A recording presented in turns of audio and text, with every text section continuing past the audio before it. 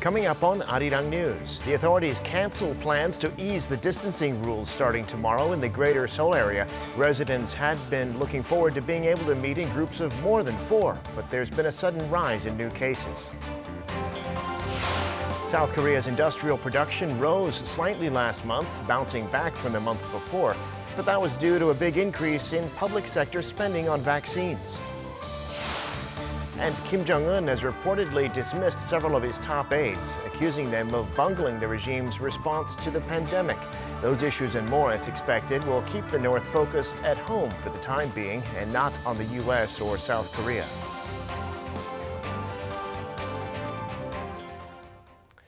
It's 5 p.m. here in Seoul. Thank you for joining us on Arirang News. I'm Devin Whiting. We start with the developing story this afternoon. South Korea has reported a significant increase in new coronavirus cases. In fact, it's the most today since late April. Many people in the greater Seoul region had been looking forward to being able to hold bigger gatherings with the easing of social distancing measures starting tomorrow. But in that respect, those measures have been postponed. And our Kim Yeon-sung is on the line for us this afternoon. Yeon-sung, can you give us the details? Yes. Well, infections in South Korea spiked on Wednesday to almost 800 cases nationwide.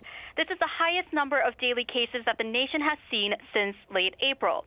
And nearly half of the day's locally transmitted cases were from within Seoul city's limits. The greater Seoul region as a whole accounted for more than 80% of the day's cases. Health authorities said during a briefing Wednesday that with an average of 465 new COVID-19 patients every day in this whole metropolitan area over the past week, the region is approaching the threshold set to enter level 3 of social distancing measures. In response, the entire Seoul capital region, including Incheon and Gyeonggi-do province, on Wednesday pushed back plans for the new social distancing measures by 1 week. The new social distancing measures were supposed to be more relaxed than the current measures. The capital region had originally planned to allow gatherings up to 6 people from July 1st and officially start enforcing level 2 from July 15th. But with the uptick in cases, health authorities have decided to see whether daily new cases continue to rise and are considering bumping up social distancing to level 3 in July. They fear that lax measures will bring on an upsurge in infections, especially with the spread of the Delta variant. Health authorities confirmed that at least 1 case from a cluster infection linked to an English academy in Gyeonggi-do province had been identified to be the Delta variant, the more infectious strain of COVID-19 that was first found in India. That cluster infection started out in Gyeonggi-do province but spilled over to a restaurant in Seoul's Mapogu district, snowballing into at least 213 cases. Health authorities are now grappling to find the scope of the Delta variant spread. Back to you, Devin. Well, Yeon-sung, certainly a change in circumstances from what people were expecting earlier this week. Thank you for that report.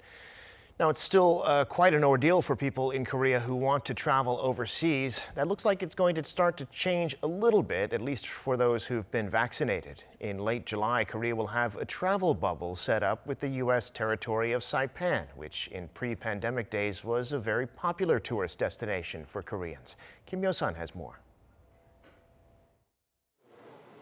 Saipan will become South Korea's first travel bubble destination, allowing quarantine-free package tours for those who are fully vaccinated. This comes as Seoul's Ministry of Land, Infrastructure and Transport has agreed to sign an agreement to form a travel bubble with the Northern Mariana Islands. Quarantine-free tourism will be available for those who have been administered with COVID-19 vaccines developed by Pfizer, Moderna, AstraZeneca, or Janssen after 2 weeks have passed since the final shot. Only group tours booked via travel agencies will be allowed. Travelers will be required to get tested and submit proof of a negative COVID-19 test within 72 hours of departure, as well as a vaccination certificate issued by the country's health authorities. Upon arrival in Saipan, they will be tested for COVID-19 again, moved to a designated hotel in a designated bus, and they will be free to travel after testing negative. If a traveler is confirmed to have contracted COVID-19 during the course of the trip, he or she will receive free treatment at an isolated facility. Around 2/3 of Saipan's population has been fully vaccinated. If the COVID-19 situation worsens, authorities have an emergency circuit breaker mechanism to temporarily close the bubble. They expect quarantine-free tourism can start as early as late July. While only Jeju Air flies to Saipan now, Asiana and Tiway Airlines are scheduled to resume flights from late July, so we see that as the time for international travel. The South Korean government is also mulling similar deals with Guam and Singapore. Kim Yo-sun, Arirang News. North Korean leader Kim Jong-un has reportedly fired some of his top aides who are taking the blame for the pandemic's impact on North Korea. Experts say the regime's #1 priority is stopping the virus, and so it won't be giving too much attention to issues like relations with the U.S. and South Korea. Kim Da-mi has this report. At a meeting of the Politburo on Tuesday, North Korean leader Kim Jong-un referred to an unspecified grave incident that has affected the regime's efforts to stop the virus, and he said the incident could threaten public safety. This is according to state media. Kim reportedly accused top officials of neglecting their duty and said that it's a time for a revolution in terms of personnel. Less than 2 weeks before this latest Politburo meeting, the regime's ruling Workers' Party convened a plenary meeting for the third time this year, an event that in the past has been rare. It's a vicious cycle of prolonged international sanctions against the regime, the prolonged pandemic, and exhaustion among top officials. To stop that vicious cycle turning into a threat to the regime, the North is holding these important meetings one after another. The report from state media didn't give details but said that some of Kim's top aides were dismissed. This shows how the regime's #1 priority right now is to strengthen the emergency quarantine system and to secure the safety of the people. Kim's remarks on Tuesday also clearly showed that his top priority at the moment is internal affairs. Kim Jong-un has said his regime should be ready for both dialogue and confrontation, but he's focusing on internal matters because of the pandemic, so external affairs regarding South Korea and the U.S. will be pushed aside for now. But the expert added that the North will turn back to Seoul and Washington after making progress on the pandemic, its economic development plan, and securing stability in people's lives. Kim Da-mi, Arirang News. The U.S. ambassador to the United Nations said on Tuesday that North Korea is responsible for countless human rights abuses, including the abduction of Japanese citizens in the 1970s and 80s. Ambassador Linda Thomas-Greenfield was speaking at an online symposium hosted by Japan and the UN. She said the U.S. will continue working with Japan to resolve the abduction issue. Japan's chief cabinet secretary, also attending, said Japan will do its utmost to bring its citizens back. Japan officially lists 17 of its nationals as having been abducted by North Korea, but it suspects that there are more. 5 were repatriated in 2002.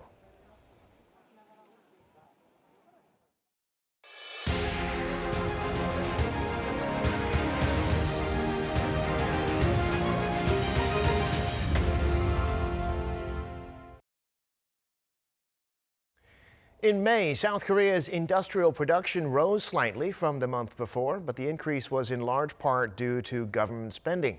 At the same time, consumer spending, which had been rising as the pandemic subsides, saw its biggest decline in 10 months. Min Soo-kyun reports. South Korea's overall industrial production bounced back in May. According to Statistics Korea on Wednesday, the nation's industrial output inched up 0.1% from the previous month. The figure rebounded after industrial production in April saw a sharp decline of 1.2%. The growth was attributed to an 8.1% rise in the public administration sector, the biggest increase in more than 6 years. While output in the manufacturing and service sector dropped, the nation's overall industry production was up, led by an increase in the public administration sector. The agency explained that the increase in public sector output was largely due to more spending on COVID-19 vaccine purchases and rollouts. As for consumption, retail sales, a barometer for consumer spending, fell by 1.8% on month, recording the largest drop in 10 months. The agency attributed the decline to the base effect from 2 consecutive months of gains in March and April, as well as the rainy weather, which led to lower demand for summer clothes. Meanwhile, facility investment also fell 3.5% on month, led by contractions in machinery and transport equipment investment. Despite a fall in key indicators, Statistics Korea stressed that the overall index in May was not bad and that the recent trend of economic recovery is expected to continue. Min Suk-hyun, Arirang News. And as economies reopen, there's growing optimism for a recovery in the hardest hit sectors like aviation and tourism. According to the South Korean brand ranking company Brand Stock, the country's flagship carrier, Korean Air, ranked 21st out of 100 brands in the second quarter this year, a rise of 33 spots from the quarter before. Also, the country's #1 travel agency and tour operator, Hana Tour, rose from 50th place to number 41. Broadstock, in its analysis, attributed these improvements to the vaccination campaign and a recovering demand for travel. And though people have been shopping more than ever online, there's rising sentiment for brick-and-mortar shopping.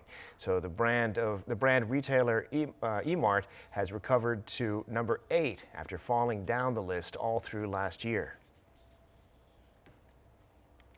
The United States and Taiwan have resumed talks on a trade deal for the first time in 5 years.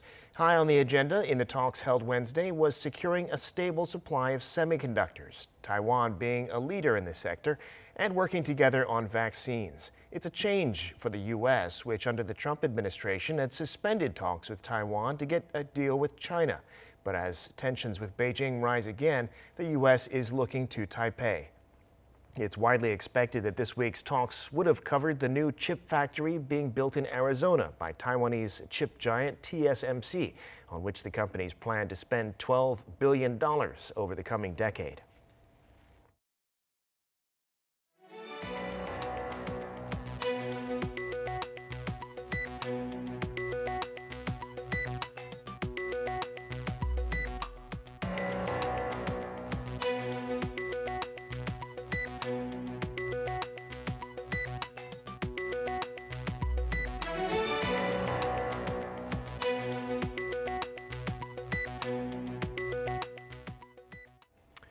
A lot of people in Korea these days are talking about a new kind of online virtual space called metaverses.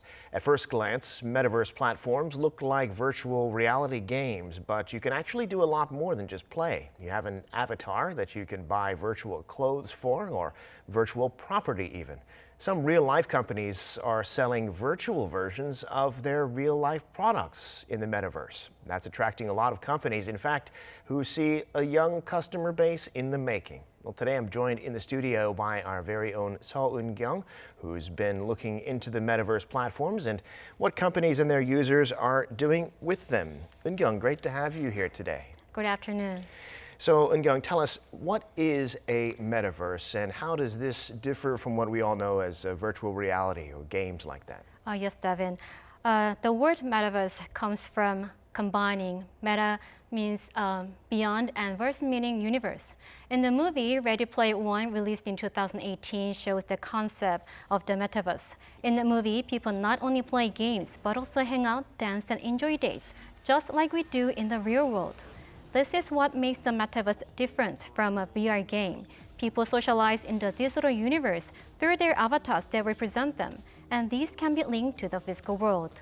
When asked what leads people to visit the metaverse, one of the users of Japeto, a metaverse platform by Korean internet company Naval, said people look for a friend to take a selfie with and upload it to their personal feed. This digital universe has gained attraction during the COVID-19 pandemic lockdown, especially among the MZ generation, those born from 1980s to 2010s. And it is becoming a serious part of the digital economy where companies are integrating the digital universe into their businesses. Okay, so the idea of virtual reality might be familiar to most of us, especially younger generations, but the metaverse, that might be new. And you kind of hinted at Korean companies getting involved in the metaverse. What are they doing there and what do they hope to achieve in the metaverse? Companies in South Korea are using the metaverse for activities such as recruiting, marketing, sales. Last month, LG Innotek, an affiliate of South Korea's LG Group, held a recruitment fair at a replica of the company's building in the metaverse. Around 400 job seekers and 4 HR managers participated in the event. The job seekers could ask questions in private, using their avatars to send direct messages to HR managers. To foster an offline-like environment, HR managers turned on their cameras so that job seekers could feel more like they were at a real offline job fair. The company said that the event turned out to combine the best of online and offline recruitment methods. One of the unsatisfying aspects of job fairs using online messaging platforms was one-way conversation. Most of the time, we delivered our messages to job seekers and they passively received the information we gave them. But now they can choose which information to get depending on their preference and ask questions whenever they want. And also the company also said that compared to offline job fairs where they had to physically go abroad or to rural areas to meet candidates, the cost of career fairs have been reduced by 1/5. Right, so I can see how doing a job fair in the metaverse would be fun perhaps and a way to save money for the company. But on the positive side, in these times, companies are going to want to make some money too. So what are they doing in that regard? Just this month, Hyundai Motor offered a test drive for Sonata Airline in the metaverse. The Korean car maker said it aims to use the metaverse to strengthen its relationships with potential customers in the younger generations and establish a brand image as an innovative car maker. This is a win-win situation both for customers and companies. Customers knowingly or unknowingly feel pressured to buy a car when test driving and dealing with salespeople. But they can be free from that burden in the virtual world. This will eventually lead them to make more frequent visits, becoming familiar with the brand, and therefore more likely to actually purchase a car. The expert added that letting customers experience products in the metaverse can lead them to become fans of particular brands. Right, so fans of a brand, maybe fans of a K-pop group. Those, of course, are some of the most enthusiastic fans around the world. So when I'm thinking about this and I'm imagining entertainment companies making good use of the platforms like the metaverse, what can they do in the metaverse? When Blackpink collaborated with Selena Gomez for the song Ice Cream, the company wasn't able to film them dancing together mainly due to the pandemic, so they had it online instead. While thinking of ways to make the 5 of them appear in the same scene, we planned some content to make that happen through avatars. When showing the video to Blackpink and Selena Gomez, they all said the avatars and video were very cute. The choreography video has been viewed well over 100 million times as of this week. And the girl group also had a virtual signing event for fans in the metaverse. There are no constraints on physical space and time, so fans across the world can participate in the event at any time from anywhere. They can also make multiple visits and stay as long as they want, enjoying time with Blackpink members. Fans received an autograph from the avatars of the members and took photos with them. Over 60 million fans visited the event over 2 weeks. All right, well, that'll be fun then for music fans, K-pop fans, joining their heroes on the metaverse. But, you know, over time as this develops, it sounds like there'll be more money changing hands, a lot more business actually being done there. But for now, it sounds like more for marketing. Oh, yes. Experts say the metaverse can be a great tool that can have a significant impact on customers. Creating a customer experience is one of the major topics in marketing, and the metaverse can provide it 24/7. The expert also said that when the technology becomes more sophisticated, customers will be able to interact more with brands, such as talking with designers of the clothes they wear in the metaverse. All right, well, it does sound, Eun-kyung, like there is a whole virtual world awaiting us, and time will tell what it grows into. Looking forward to seeing that. Thanks so much for coming in the studio to share that with us today. My pleasure.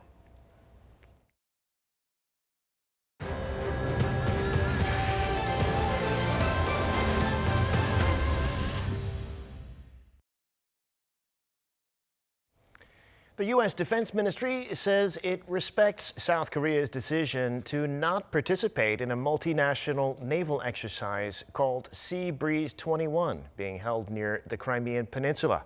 South Korea's decision is seen intended as not to upset its relations with Russia. Moscow, of course, has long opposed the exercise, which it sees as a move to thwart its forces near the region that it annexed from Ukraine 7 years ago. Kim Ji-yeon reports. Pentagon spokesman John Kirby has said the U.S. fully respects South Korea's decision to skip the U.S.-led multinational naval exercise Sea Breeze 21, adding that it does not affect the two countries' alliance in any way. In a press briefing held on Tuesday, Kirby said it's a sovereign decision by a nation-state that's entitled to make that decision, and that the Pentagon absolutely respects it. The exercise will be jointly carried out with the Ukrainian Navy for 13 days until July 10th in the Black Sea.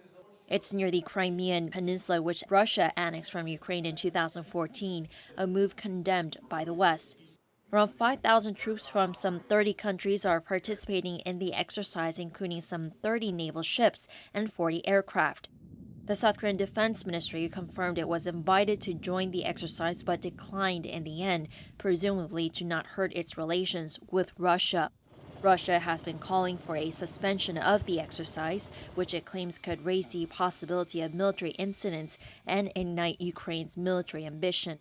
Meanwhile, South Korea is to send a 4,400-ton destroyer to take part in another U.S.-led naval exercise, the Talisman Sabre, near Australia next month. Kim Ji-yeon, Arirang News. The foreign ministers of the G20 countries are calling for multilateralism in tackling global crises like the pandemic and climate change. They met on Tuesday, many of them in person in Italy, some online and some sending their deputies. Italian Foreign Minister Luigi Di Maio highlighted the importance of an international response, and so did U.S. Secretary of State Antony Blinken. The ministers also discussed sustainable growth in Africa and preventing famine. Also brought up were imbalances in vaccine supplies. German Foreign Minister Heiko Maas was critical of the way China and Russia provide vaccines to certain countries, saying they're offering vaccines to boost their standing.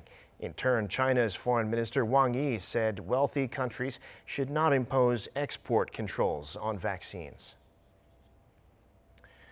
Nearly a week since the collapse of the 12-story condo building near Miami, Florida, people are still holding out hope of seeing their loved ones alive. No one's been rescued since last Thursday in the hours after about a third of the building collapsed into a pile of rubble. As of Tuesday, 12 people are confirmed to be dead and 149 people are still missing. Experts and officials say the building is pancaked, which means any rescue and recovery work presents dangers to the missing people and the workers, so it has to be done delicately. Appearing on CBS, Florida Senator Marco Rubio said that if they move a small piece of debris in one place, it could cause another pile to collapse. Rescue workers have been doing 12-hour shifts on the site. Well over 200 people have died in Canada due to a record-breaking heat wave. Parts of the country hit almost 50 degrees Celsius, the highest temperature ever recorded in Canada. The mercury in Portland and Seattle across the border also hit record highs, forcing trams, schools, and restaurants to close. Choi Min-jung reports. The northwest of North America is seeing increasing numbers of deaths as the region suffers through a record-breaking heat wave. Citing Canadian authorities Tuesday, CNN reports that more than 230 people have died in British Columbia since last Friday. Although the exact causes are yet to be determined, the Royal Canadian Mounted Police say the majority are believed to be due to the heat. Police advise senior citizens in particular to take extra precautions as many older people have died. The Pacific Northwest has also been shattered by never-before-seen high temperatures. Canada on Tuesday marked the hottest day in the country's history. According to the country's official weather and climate service, temperatures in a village in British Columbia soared to 49.5 degrees Celsius, around 9 degrees higher than the seasonal norm for June. This was an unprecedented heat wave, records broken day after day. In the U.S., Portland and Seattle have also been enduring scorching heat. Portland has topped 46.6 degrees Celsius for 3 days straight. Seattle hit 42 for the first time ever. Due to the extreme heat, trams were suspended and schools and restaurants ordered to shut. Hundreds of people visited emergency rooms from Friday to Sunday, the hottest weekend so far this summer. Choi Min-jung, Arirang News.